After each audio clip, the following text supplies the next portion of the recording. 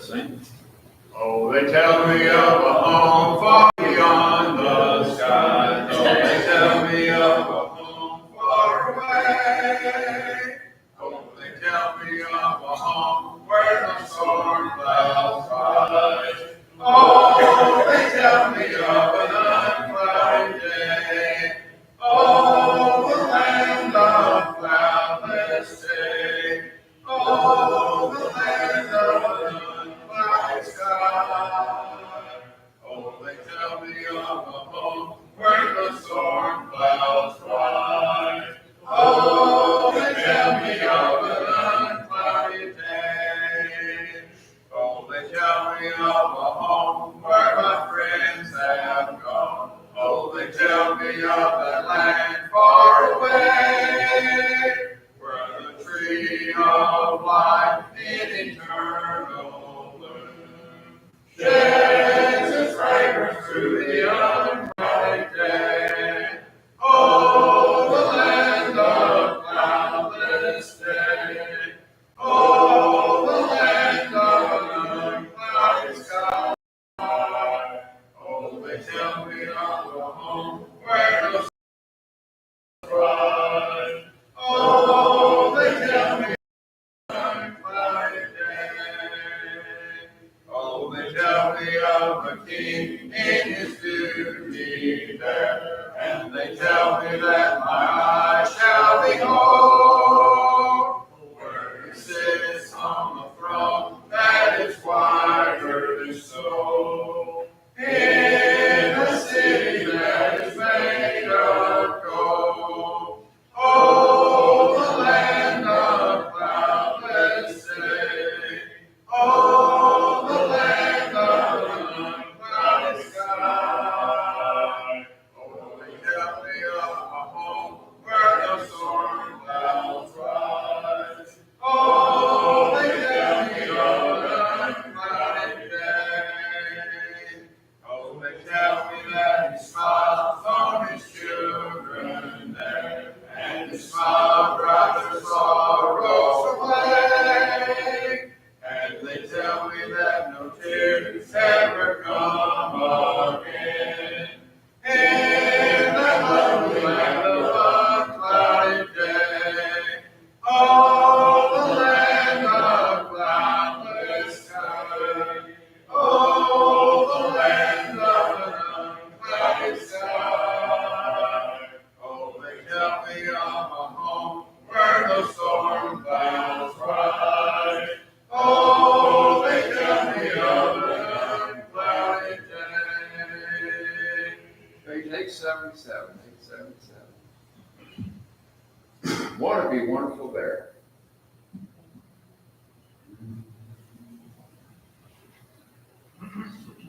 When with the Savior we enter the glory land, won't it be wonderful there?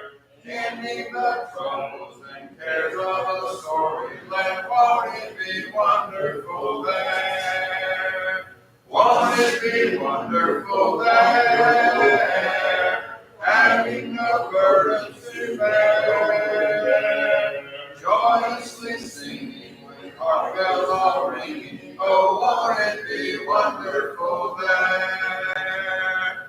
Walking and talking with Christ, the supernal one, won't it be wonderful there?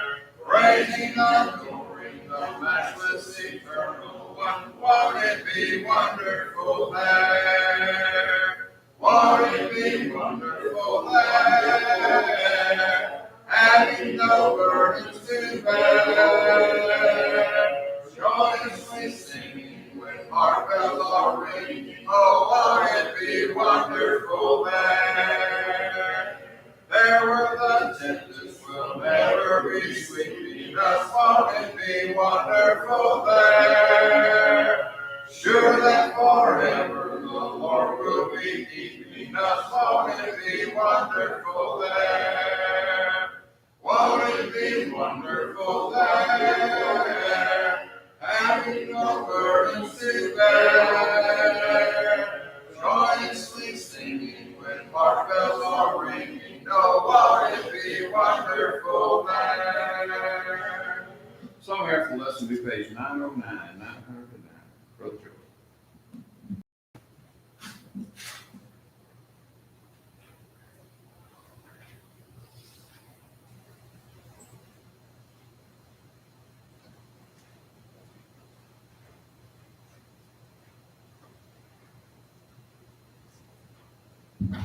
Oh, I better stop it.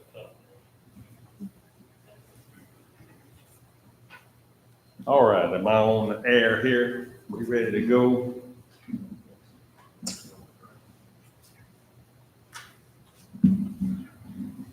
When I found out the ladies were gonna be in here, somebody asked me if this lesson would be appropriate, and I said, sure it will. Sure.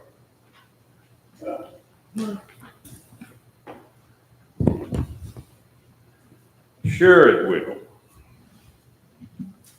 Little bit of housekeeping. I talked to Al a while ago. He's still a little under the weather, but he's on the recovery side. And which one of them are on my own? I guess it makes no difference. I'll move this one up a little bit. So he's doing a little better, and the rest of his family is somewhat over it, somewhat. And that's a good thing.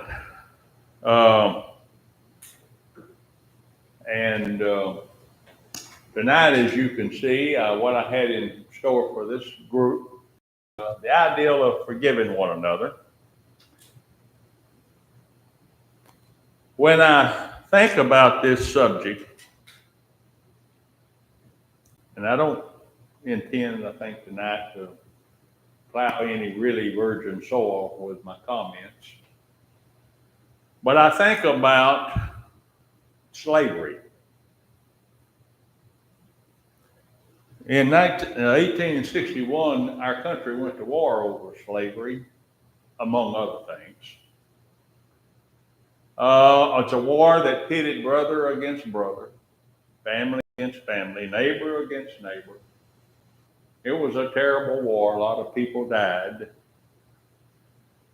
Slavery was the major issue, or one of the major issues. Slavery should have been outlawed. The mention of slavery brings bad things to mind, doesn't it? Really, it does. The idea that one person has absolute dominance over someone else,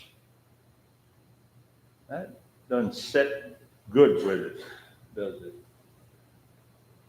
Either by capture or purchase at birth, or some of the many ways slavery still exists in the world today. Slavery of that kind. It's a practice that demands that one should live in what we might think is a joyless, unfulfilling, bare existence. Maybe rarely content, maybe sometimes in pain, unable to move forward at all with their personal lives because they're dominated by something else.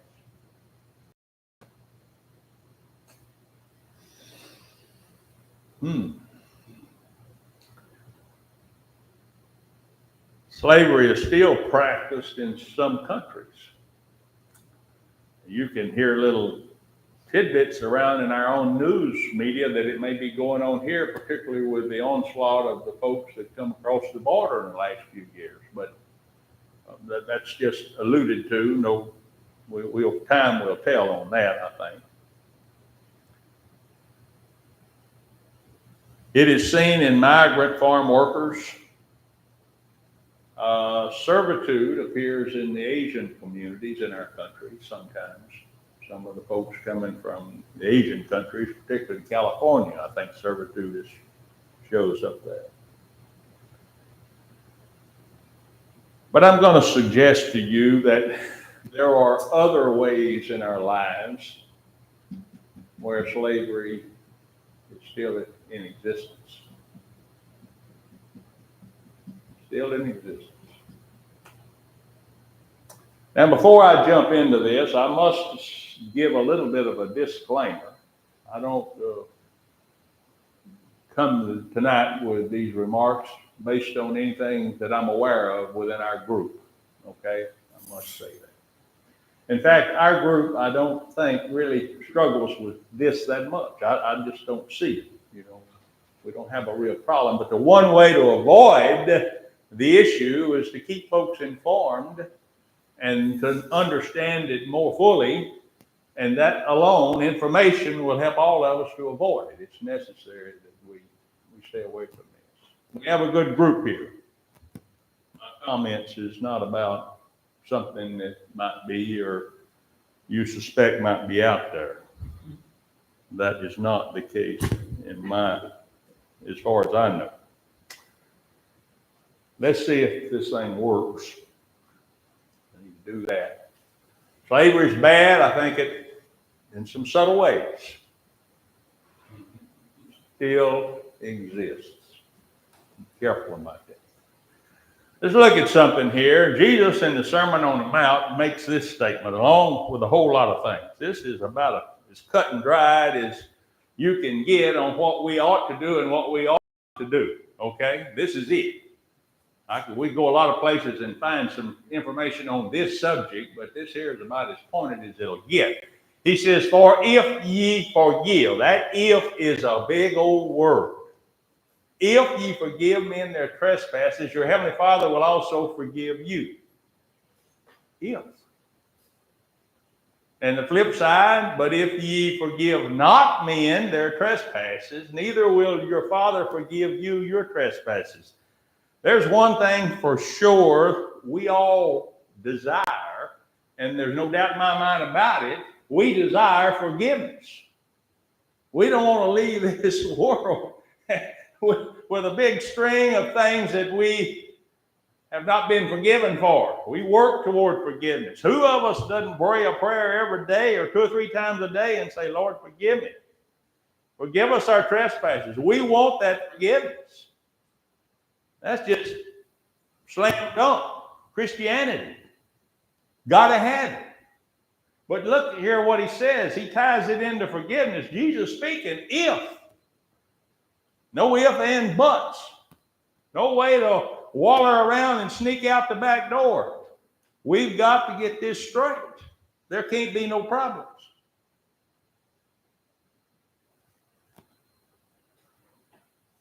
If is a big word.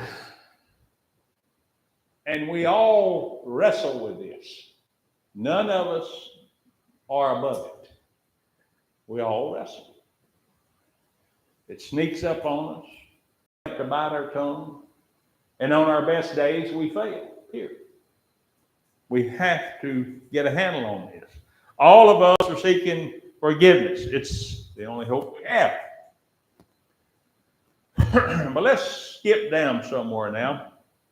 Still in Matthew, but let's go to Matthew 18. And here Jesus is going to address it again. And he's going to address it again because Peter brings it up. Now that's sometime later. But look at Peter. He says, then came Peter to him and said, Lord, how oft shall I my brother sin against me and I forgive him? 7 times? We're all looking for that limit, aren't we? I don't care what we're doing. We're looking for that limit.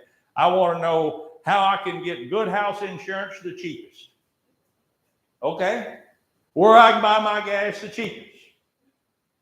I want to know how many times I have to come to church on Sunday, during the week.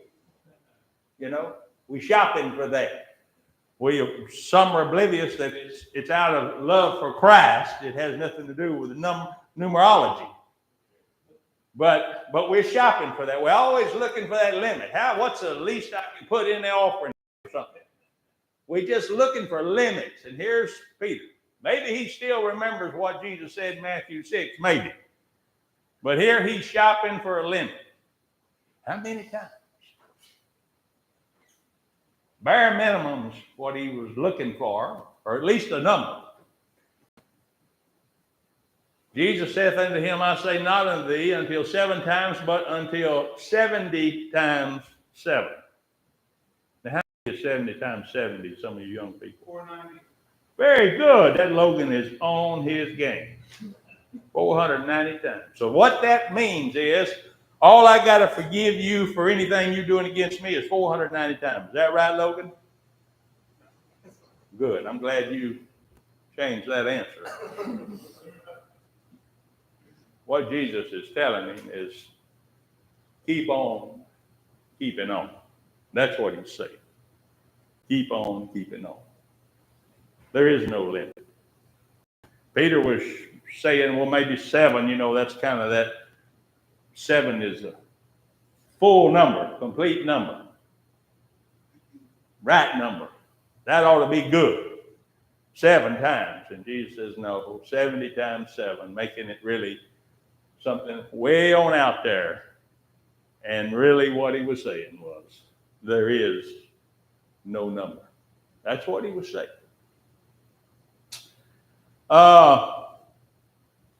Let's get into a parable here now that follows a few things. So Jesus launches here into a parable of the unforgiving debtor. And what I'm looking for in here, and you pay attention and see it, is the clemency of God, God's willingness to pardon us. That's what we want.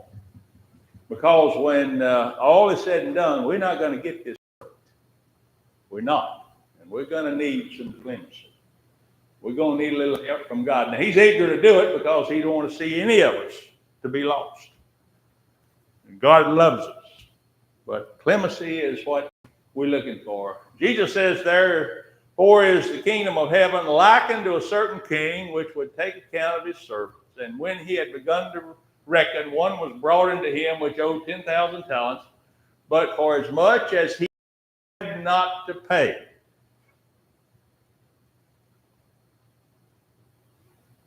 None of us can pay the debt that we owe.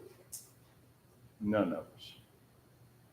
As he had not to pay, his Lord commanded him to be sold, and his wife and his children, all that he had, and payment to be made. The servant therefore fell down and worshipped him, saying, Lord, have patience with me, and I will pay thee all. Then the Lord of that servant was moved with compassion, and loosed him, and forgave him the debt.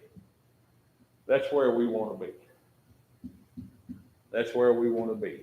Now, this whole parable is about that forgiveness question. Don't lose that. This whole thing is about that forgiveness question. We're all debtors. You can pick your direction, you can pick the subject, and we're all debtors. We are debtors in the act of omission. We are debtors in the act of commission. We're debtors with our talents not being used properly at times, possibly. You pick it, and we fail.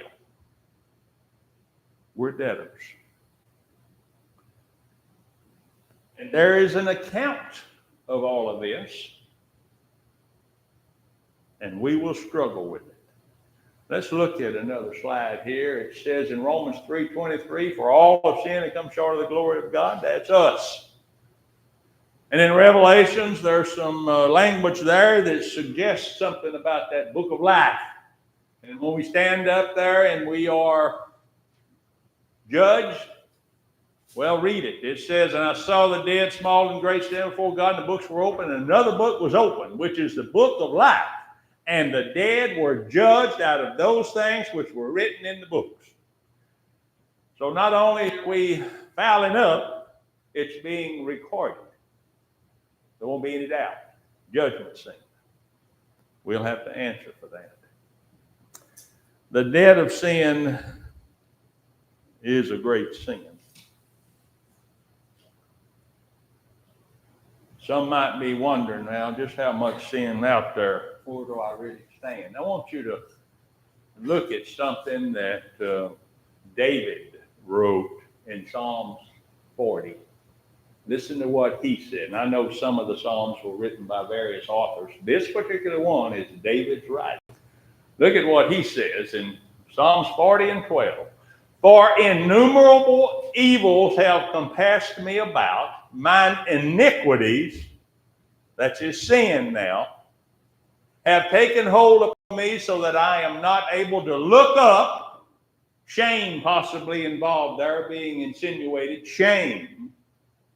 They are more than the hairs of mine head, therefore my heart faileth me. Now let me remind you, David is a man, and he's saying here that his iniquities are more than the hairs on his head. How many hairs on your head? Some of us could count them easier than others.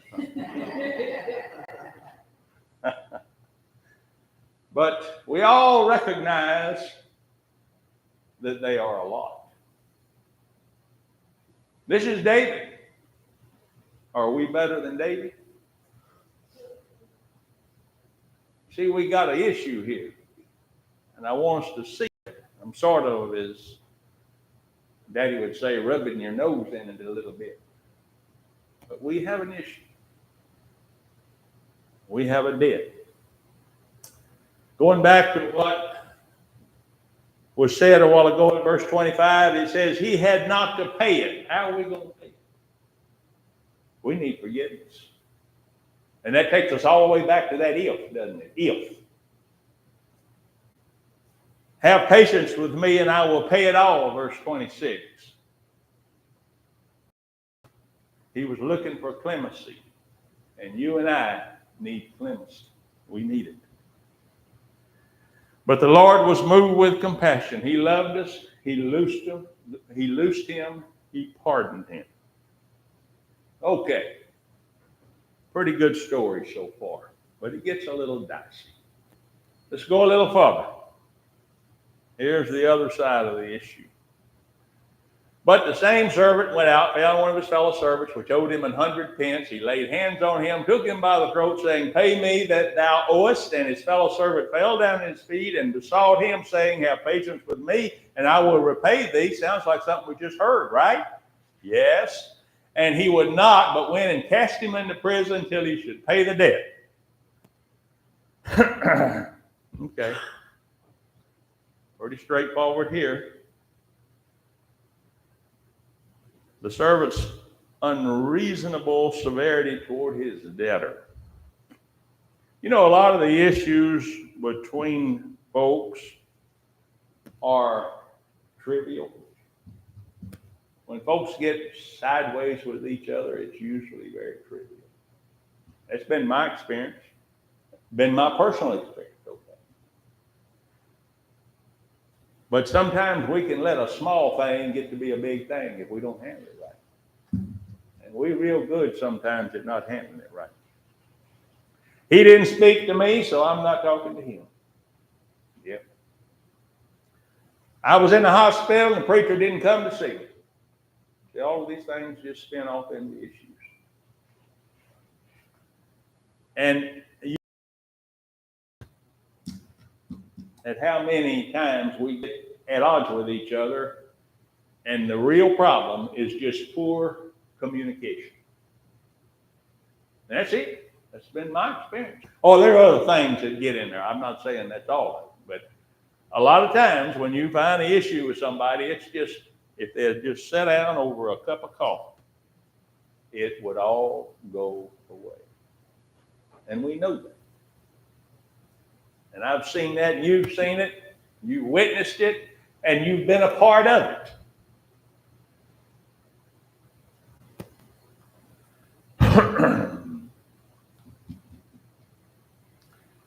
Some years ago, there were two gentlemen, that were members of this church. I'll call one of them gentleman number one and the other two. Number one grew up in this church, been there all his life, good man. And I say a good man. Good man. Perfect walk on water. No, I didn't say that, but a good man. The other moved in here from somewhere else, and he too was a good man. Two good people. Had been here 2-3 years.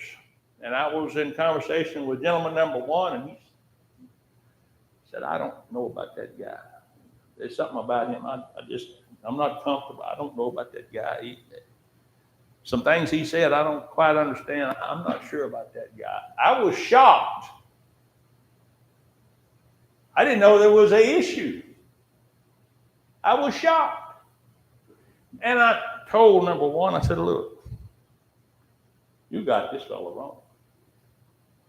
You just need to, what I would tell him today to do is go and unplug the computer and do a hard boot. Okay, that's what I would tell him to do.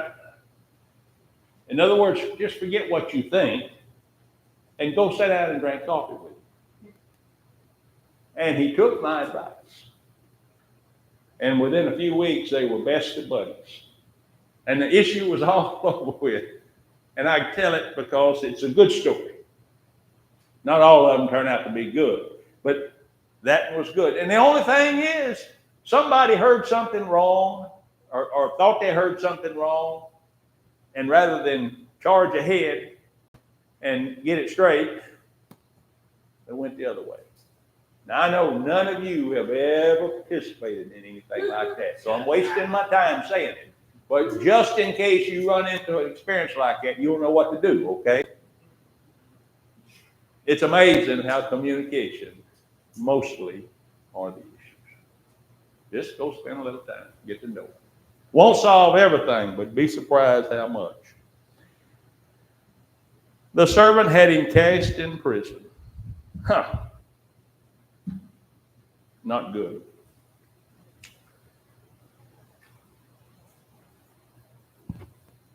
Let's look a little further. A little bit further in this parable. So when his fellow servants saw what was done, fellow servants, where'd that come from? They were very sorry and came and told unto their Lord all that was done. Let me stop here and insert another point. Some tiffs, if I can call them that, go under the radar, but not all of them. Public. And look at that. That didn't go under the radar. Everybody knew it. What did that do for the group? Don't tell. Sad day. And they were upset. Look at there. They were very sorry witnessing this issue. I'm going to ask you another question. If they were upset, I wonder how Jesus feels. Give that some thought. You had here the church associates praying for the situation. Not necessary. There's a better way. If the servants are upset, just think about God. Then his Lord, after that he had called him, said unto him, O thou wicked servant, I forgave thee all that debt because thou desirest me. Shouldest not thou also have had compassion on thy fellow servant, even as I had pity on thee? And his Lord was wroth, and delivered him to the tormentors till he should pay all that was due unto him. So likewise shall my heavenly Father do also unto you, if ye from your heart's desire not every one his brother their trespasses. Peter just got his answer. Now he asked the question way back in verse 21. What about this forgiveness thing? And it goes all the way to verse 35 before Jesus tells him. Forgive. That's what you do. Forgive. Shouldest not thou have also had compassion on thy fellow servant? Sure. And Jesus is wroth. In his terms of the parable, the Lord was wroth. You and I are under a pardon, but it can be revoked if we fail to forgive. It's so critical. It's so crucial.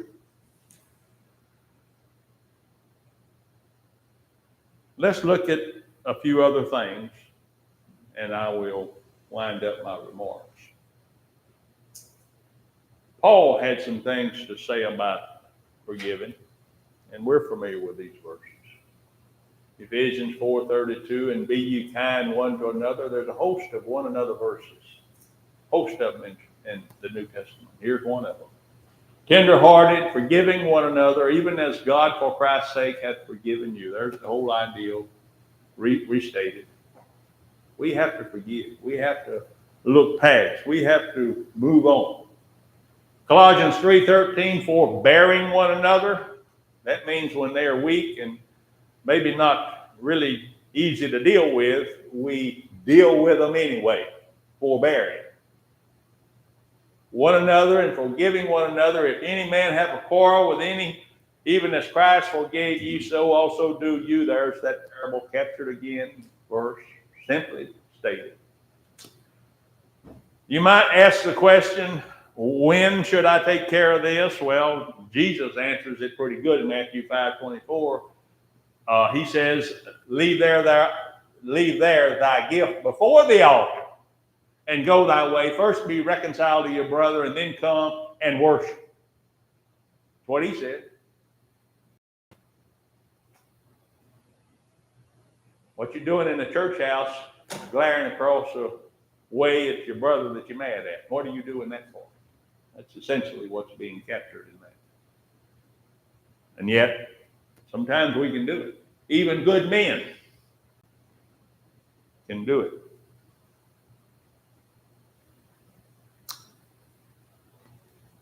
And finally, I think we need to say that we need to forget. That's difficult. That's our big problem. Somebody does something, or we perceive they've done something, or said something, or implied something, or whatever.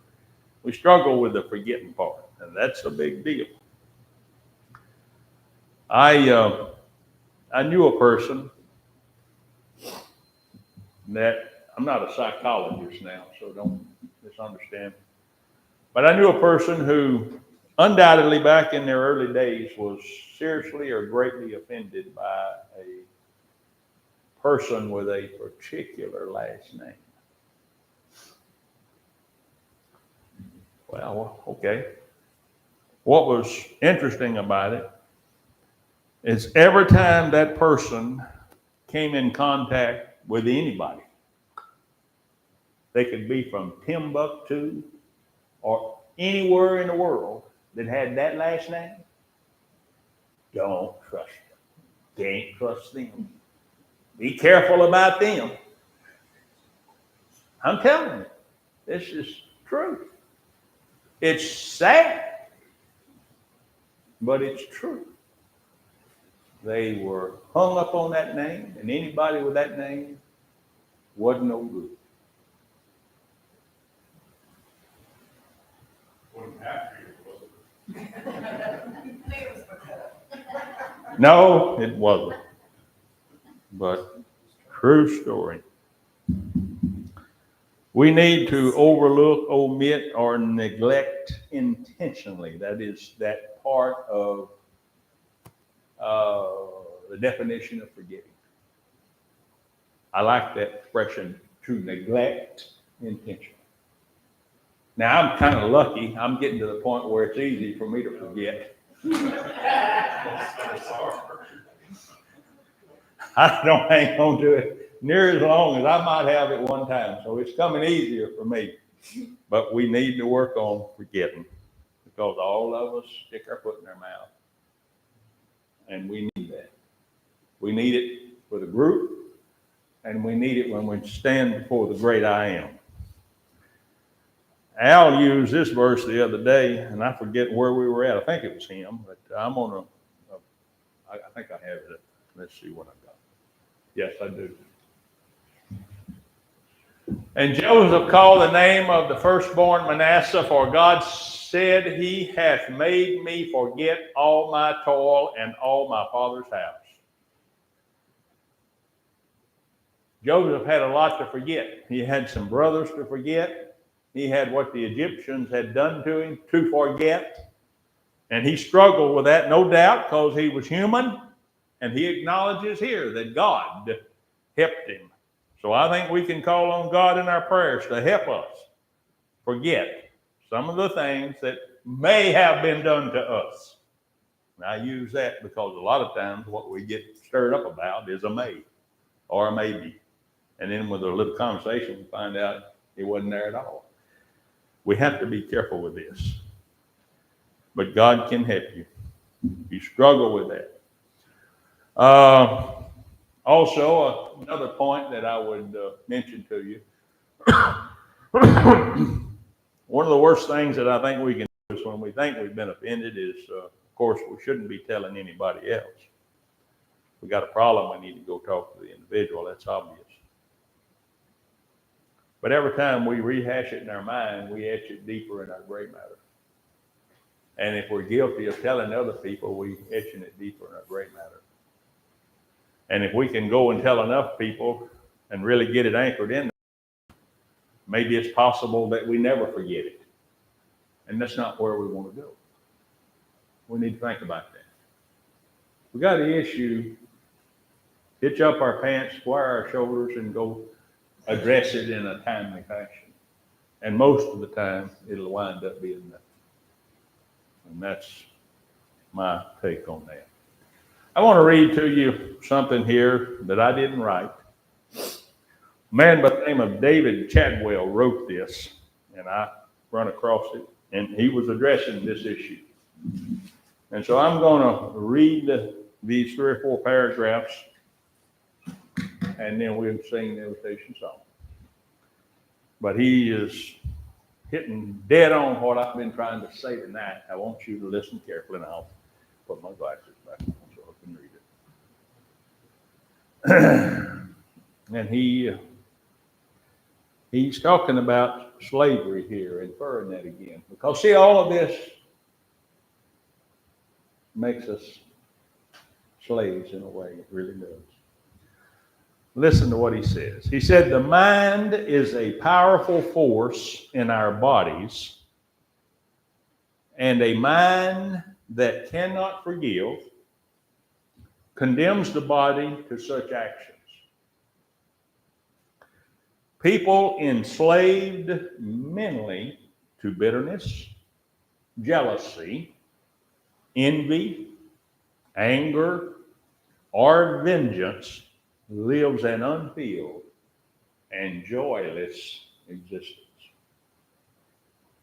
Minds enslaved to such emotions constantly express themselves in the person's attitudes, in words, in actions, and in body language. They never miss an opportunity to vent their slavery cannot be hidden. The one who is the object of their emotions will never pay enough or suffer enough. 2 are enslaved by the negative emotions. The person who is the object of the emotions and the person who possesses the emotions. The single greatest liberating force in human existence is forgiveness. Compassion acts on empathy. Mercy offers help. Kindness seeks to encourage. But forgiveness liberates. It liberates both the forgiver and the forgiven, and the church in which it's taking dead on. Again, I don't present this because I perceive an issue. I present this to help us all avoid an issue. Thank you for your very kind attention. And with that, we'll stand and sing the song that's been selected.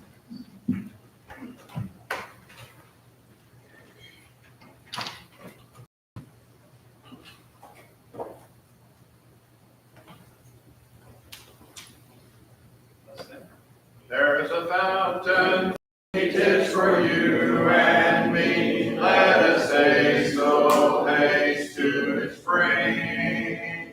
Tis the fountain of love from the source of love, and he bids us all freely drink. Will you come to the fountain free? Will you come? It's for you and me, thirsty soul.